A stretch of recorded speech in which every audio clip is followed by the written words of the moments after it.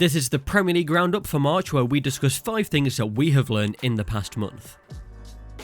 Let's start with point 1, which is about Jesse Lingard and him going to the Euros with England this summer. Now, since he's joined West Ham United, you can really tell that he's just loving football again, and he's been in great form. 5 goals and 3 assists in the Premier League in 7 matches. There's only been 1 game he's played for West Ham in the league where he hasn't been able to get a goal or an assist. That was against Fulham in his 2nd game for them. So with this form he's had in 2021, it's got him back into the England squad for the World Cup qualifiers. He was able to get the man of the match against San Marino, and then he came on for a few minutes against Albania, and it means now that he's in contention to go to the Euros this summer. I recently did an England tier list where I looked at the whole England squad and I decided on my 23-man squad to go to the Euros. Now, Jesse Lingard wasn't even in that video at all, and that wasn't due to how I think of him as a player. I really like Jesse Lingard. In the tier list I did, he just wasn't there, and that was due to the lack of game time he had at Manchester United. However, now with the form in the Premier League and a call up to the World Cup qualifiers, you do have to consider him going to the Euros. Now, if he can keep this goal scoring form up, if he can be a player that we can look to bring off the bench with the energy that he brings and wanting to press the opposition, finding spaces on the pitch where he can look to score, that can only be a good thing. He wasn't able to score against San Marino with the amount of shots that he had. However, in the Premier League, he's been really good at doing this. Also, I think the other thing that you get with Jesse Lingard, and what I've seen in recent videos, is the personality that he brings to the dressing room. I think this is one thing that we never consider when we pick our 23-man squad. However, the manager will consider the personality. You need those positive vibes in the dressing room, and I think that's what Jesse Lingard really brings. He's currently putting himself in great shape to go to the Euros, so let me know in the comments, do you think Jesse Lingard should go? And also, drop a like on the video if you want England to win the Euros. There might be some people who aren't from England, so just drop a like on the video. It would be very much appreciated. It helps the videos in getting found. Now, moving on to point 2, we talk about a team near the bottom of the league, and that is Newcastle United. The point here is that Newcastle look hopeless. If you're wanting to survive in the Premier League, if you're in the position that Newcastle are right now, you'd imagine as a player you'd want to show a bit more fight than what they've been showing on the pitch. You'd also think that if you was the manager and you'd been playing this system game in, game out, it's not working, the fans are really not liking it at all, you'd experiment with something else. Now, one highlight in the season where the performance was a bit different was that 2-0 win against Everton, and that was one game in the season where it looked like times might change for Newcastle and they'd be able to escape the drop. However, that hasn't been the case, and they've gone back to these lackluster, really poor performances. The Brighton-Newcastle game, the 3-0 win for Brighton, really showed the difference between these two teams. One team in Brighton who want to play expansive, they want to play forward, they want to play quick, they want to play attractive, attacking football, being positive all the time, going for the game themselves, against a team who want to sit back, they don't want to take any risks, meaning more pressure after more pressure on their defence. And the result, 3-0 to Brighton, fully reflected the difference between these two teams. If Newcastle and Steve Bruce want to survive in the Premier League, it's got to be something a bit different to this. He's got to try something else. He's got to experiment, at least try something different. Because right now, there's only one way that you're heading, and if we look at the fixtures that they've got, their next match is at home to Tottenham, which is really lining up to be one of the most boring games in the Premier League, followed by Burnley and West Ham, 2 games where they've got a real chance of getting points. West Ham looks like the real hard game. They're in good form. It looks like they will win this game. However, when we look to the next fixtures, you might understand why that West Ham game is a chance to get points. They then have Liverpool away, Arsenal at home, Leicester away, and Man City at home. Those run of games, I just really struggle to see where Newcastle compete to get points in those matches. So it means what it all comes down to is 2 crucial games at the end of the season, at home to Sheffield United, and then the final game of the season, what could be a blockbuster game that everyone could be watching. I've said already how it could all come down to this, but it is Fulham against Newcastle United. Before it comes to that game though, Newcastle have at least got to get a few points to be able to go into that match with a chance of staying up. Come that match, I think Fulham will have got quite a few more points, where Newcastle, I do struggle to see where their points come from. That Burnley game is a massive one. The Arsenal game, I could also see that one as a surprising result. And who knows, first of all, against a Tottenham side with Jose Mourinho in charge, maybe there's a chance Newcastle get something. From Newcastle United, we look a bit further up the table to Aston Villa, and the point to make here is that Aston Villa are begging for Grealish. Now really, this is no surprise. We know how influential Jack Grealish is to Aston Villa, but since he's dropped out the side, Villa have really struggled to get a win. They recently played the side that we just talked talked about who have been really poor, Newcastle United, and weren't able to win that game. It was 1-1, which really shows how they've been lacking that advantage over the team that they're playing. In their last 6 Premier League matches where Grealish hasn't played, they've had 1 win that came against Leeds, with 2 draws against Wolves and Newcastle, 5 points in 6 games. In the 6 games before that, when Jack Grealish was in the side, they had 10 points in 6 games. Players like Trezeguet, Traore, El Ghazi are good for the squad. El Ghazi had a really good spell earlier on this season. Trezeguet is good at pressing the opposition. However, they're not players that they can rely on to get the ball to every time and then they create a chance. So far with Morgan Sanson, he hasn't been able to fit into this team and find his role so far. He's still trying to adapt to the Premier League. He was given a start in their previous game against Tottenham Hotspur, but he wasn't that player creating chances for the team. He didn't make a pass into the penalty area. He can of course come really good for the team, however it might be next season. So right now they're sort of relying on getting Jack Grealish back into the side as soon as possible. For now though, while he's out the side, I think they need to try and get the best out of Matt Targett and Matty Cash. I know Matt Targett has been good at doing that this season, so while they're without Grealish, I think Targett becomes so important for creating chances for the team. Point 4 is about Brighton, and that this month has been a good one for Brighton. What they've been able to do recently is win back-to-back matches, with a 3-0 win at home to Newcastle and a 2-1 win away at Southampton. March started with a 2-1 defeat to Leicester City, however those back-to-back wins have really got them looking strong in the relegation fight. It means that they've got themselves up to 32 points, where Fulham in 18th are on 26, and of course they've got to secure survival in the Premier League first. However, realistically, I think they can still finish 12th. I think they can look up the table. Crystal Palace on 37 with Brighton on 32. With these back-to-back wins that they've had, if they can continue this good form, they can have a great end to the season. And their fixtures do give them a good chance of doing that. Their next match is against Manchester United and then Everton after that, which are tough. But after that, you've got Sheffield United, Leeds United, Wolves, who haven't been fantastic this season. They end the season with 3 hard ones though: West Ham, Man City and Arsenal. However, recently they have enjoyed getting results against Arsenal, so I think Brighton have got a good chance of doing that, of getting a few more wins, getting onto a good number of points, and then going into next season off the back of good form. Let's see how they do, but times are definitely looking better for Graham Potter. The 5th point focuses on the Champions League and the Europa League, and how the qualification for it at the moment is tight. Going into April, there is still a lot to decide, and I'm soon going to do a video on the end of season run-in, discussing teams where they are in the league table right now and the fixtures that they've got as the end of the season. For example, when you look at the Champions League and you look at Chelsea, who have been in brilliant form under their new manager, their next 2 games are against West Brom, then Crystal Palace, and then a massive game away at West Ham United. That's all of their Premier League fixtures in April, and 3 games which are massive for the club. With the way that Chelsea are playing at the moment, West Brom and Crystal Palace look like certain wins. And it all really comes down to how West Ham do in their 2 games, but come that Chelsea against West Ham match, it's either Chelsea looking to extend their lead into the top 4 or West Ham closing that gap. Also still in contention for the Champions League is Tottenham. Liverpool are there, and on the same points as Liverpool with a game in hand, however, is Everton. So what we've learnt from March is that it's put us in great shape as we enter April, as we enter the end of the season. There's plenty of teams who can still qualify for a European competition. Aston Villa have only played 28, they've still got a game in hand. It all comes down to Jack Grealish if they can sneak into a Europa League spot. I recommend that you don't miss out on future videos. Subscribe to Route 1 and like the video if you did enjoy.